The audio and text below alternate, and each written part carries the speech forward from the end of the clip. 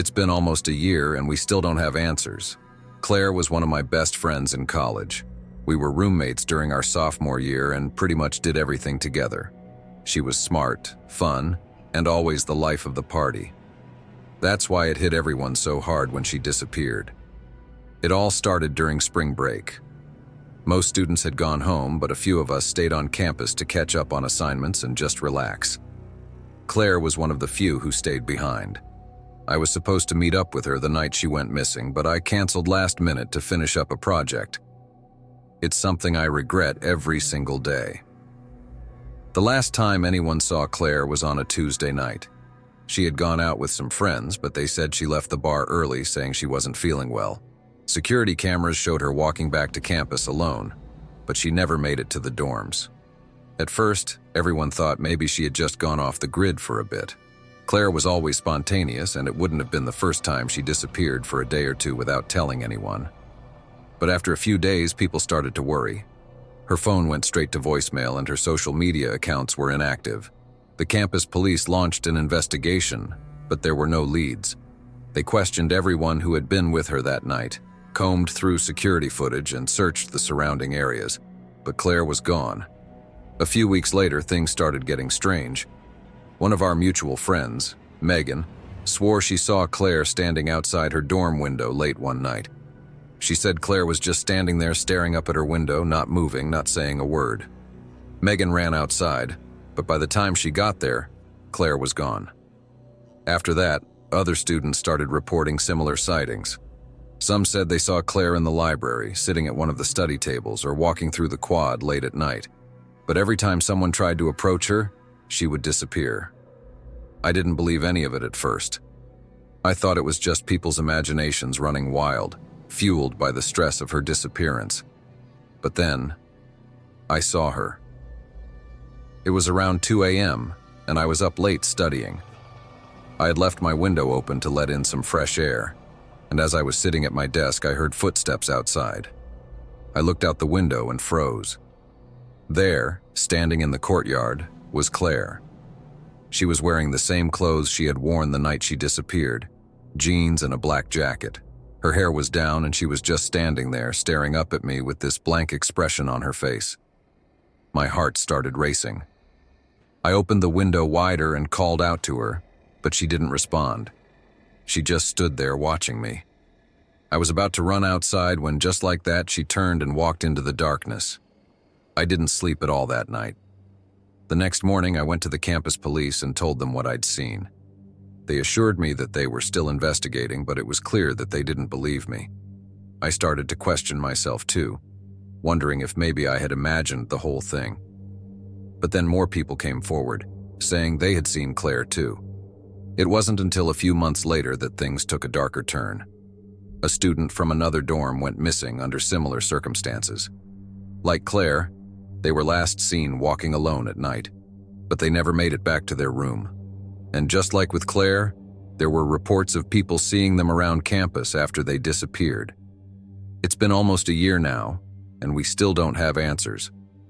The sightings have slowed down, but every now and then, someone will claim they saw Claire, or the other missing student, wandering around campus late at night. Some people say the campus is cursed, that there's something out there, taking students one by one. All I know is that I still wake up in the middle of the night, half expecting to see Claire standing outside my window, staring up at me with that blank expression. And every time I walk across campus at night, I can't help but wonder if I could be the next person to disappear.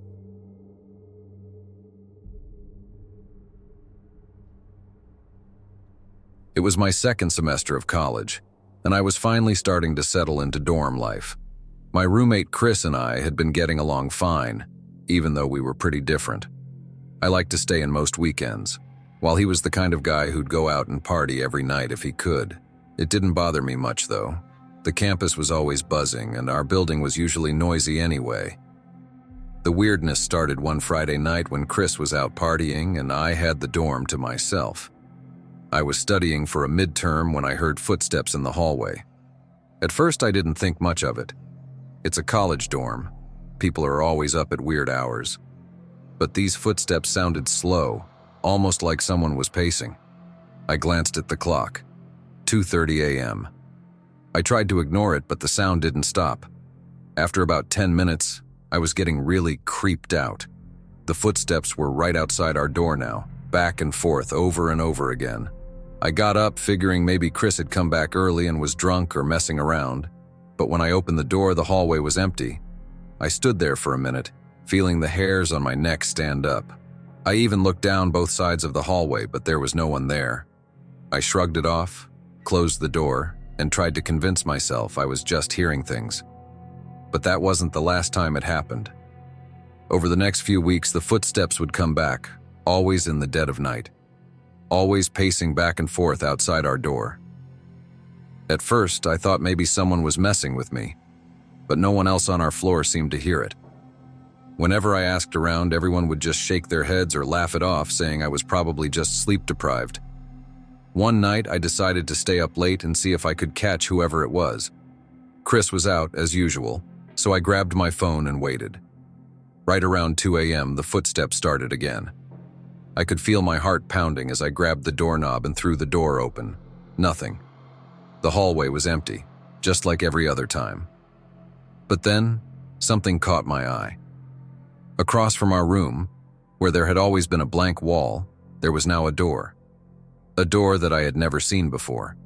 It was old, wooden, with faded paint, and a brass doorknob that looked like it hadn't been touched in decades. I blinked a few times, trying to make sense of it. There was no way I could have missed it before. I stared at it for a long time, feeling an uneasy chill creep over me. I decided to wait for Chris. When he came back around 3 a.m., I practically dragged him to the door. "Did you know this was here?" I asked, pointing to the door. Chris squinted, his eyes bleary from the alcohol. He shook his head slowly. "What are you talking about? There's no door there, man." I stared at him, then back at the door. But it was gone. The wall was just a wall again. I didn't know what to think, and Chris just laughed it off. But from that night on, things got even weirder. I started waking up in the middle of the night, feeling like someone was standing at the foot of my bed. I would lay there, frozen, afraid to look. The pacing outside the door continued, but now it was accompanied by soft, barely audible whispers. I couldn't make out what they were saying, but the sound would send shivers down my spine every time. One night, I woke up to the feeling of cold air brushing over my face. I opened my eyes and saw the door again, the same old wooden door, but this time, it was open just a crack. There was a figure standing in the doorway, its outline barely visible in the darkness. My heart stopped. The figure didn't move, just stood there watching me. I tried to scream, but nothing came out. I wanted to wake Chris, but I couldn't even move. After what felt like hours, the figure slowly turned and disappeared into the hallway, and the door clicked shut behind it. When I finally worked up the courage to check, the door was gone again. I didn't tell Chris what I'd seen, but I could tell he was starting to feel it too. He wasn't out as much anymore, and when he was in the room, he was always on edge, jumping at small sounds.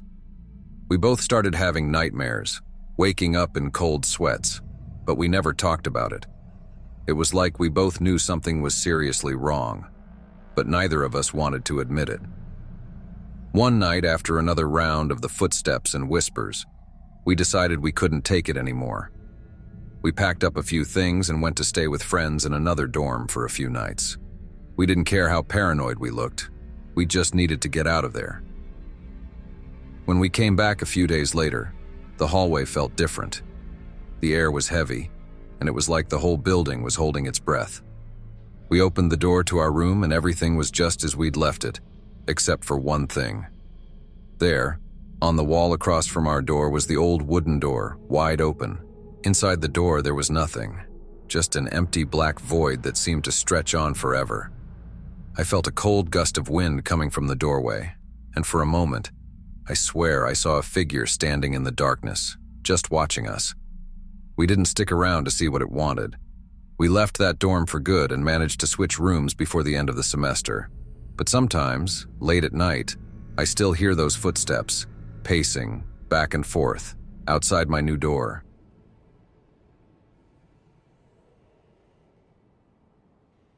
I always preferred studying at night. The quiet, the dim lights, and the eerie silence of the college library were weirdly comforting. I'm a night owl, so being there after midnight, when most students were gone, felt like my personal retreat. Plus, it was a great place to get work done without distractions. It was a Friday night and I had an essay due Monday. I figured I could knock out a good chunk of it and then relax the rest of the weekend. The library was mostly empty except for a few people scattered across the massive room. I found my usual corner, set up my laptop, and got to work. Around 1 a.m., I realized I hadn't seen anyone else for a while. The last few students must have left without me noticing. It didn't bother me, I liked the solitude. But after a bit, I started to feel off, like someone was watching me. I glanced around, but the place was deserted. The lights hummed softly, and the only sound was the tapping of my keyboard. That's when I heard a soft scraping noise. At first, I thought I was imagining it. It was faint, like something was dragging across the floor. But when I took out my headphones, the noise stopped. I brushed it off and went back to work. A few minutes later, it started again, but this time it was louder. It wasn't right next to me, but it was close. I quickly turned around, scanning the rows of bookshelves. Still, no one was there. Maybe it's the janitor, I thought. But I didn't remember seeing anyone else when I walked in. I tried to shake off the weird feeling, but it was getting harder to focus. My fingers hovered over the keyboard, and then I heard it again. Scraping, but closer now. It sounded like it was just behind the bookshelf in front of me. Slowly, I stood up, my chair squeaking loudly in the silence. I moved toward the shelf, heart pounding. When I rounded the corner, the noise stopped again. The shelves were empty, just rows of old textbooks and thick volumes that hadn't been touched in years. I was about to laugh at how paranoid I was being when I saw something move at the far end of the aisle. A shadow darted between the shelves. My stomach dropped. I wasn't alone. I forced myself to walk down the row, trying to convince myself it was just my imagination. But halfway down the aisle, I heard the scraping again, this time from behind me. I whipped around and my breath caught in my throat. A figure was standing there just a few feet away. It was tall, wearing a hood, and holding something long and sharp. The dim light from the library windows cast just enough shadow over their face that I couldn't make out any features. "Can I help you?" I stammered, hoping they were just some late-night prankster. The figure didn't move, didn't speak. They just stood there watching me. I backed away, my mind racing. Maybe it was some weird college joke. Or maybe it wasn't. I turned on my heel and walked quickly toward the main library doors. I could feel the figure's gaze burning into my back the entire time.